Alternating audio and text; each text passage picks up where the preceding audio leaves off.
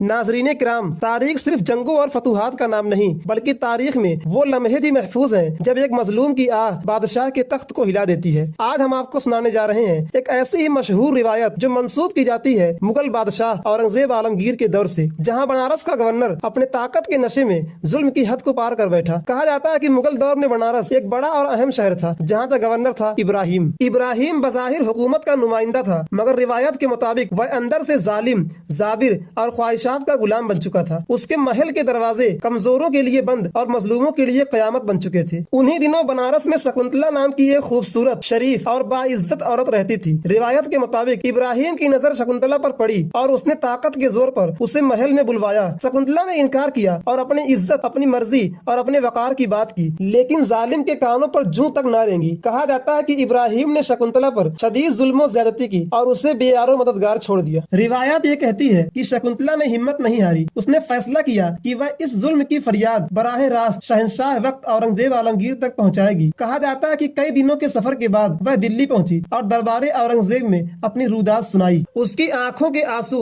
उसकी कांपती हुई आवाज और उसकी सच्चाई दरबार में मौजूद हर शख्स को खामोश कर गई। रिवायत के मुताबिक औरंगजेब आलमगीर ने पूरी बात खामोशी से सुनी। फिर उन्होंने कहा, अगर ये जुल्म सच है तो इब्राहिम हुकूमत के नहीं बल्कि सजा का हकदार है। कहा जाता है कि बादशाह ने फौरन तहकीकात का हुक्म दिया। जब रिपोर्ट पेश की गई और इल्जाम दुरुस्त साबित हुआ तो औरंगजेब का चेहरा गुस्से और अफसोस से सुर्ख हो गया। रिवायात के मुताबिक औरंगजेब ने इब्राहिम को फौरन गवर्नरी से माजूल कर दिया। कहा जाता है कि उसे दरबार में बुलाया गया जहां उसके जराइम उसके सामने पढ़े गए और फिर बादशाह ने कहा, जो शख्स रियाया की इज्जत का मुहाफिज ना बन सके वह हुकूमत का हकदार नहीं। सुल्तान ने इब्राहिम के दोनों पैरों में जंजीर कर हाथियों से खिंचवा दिया। इस तरह उसका काम तमाम हो गया। सुल्तान का यह फैसला आपको कैसा लगा, कमेंट में जरूर बताएं।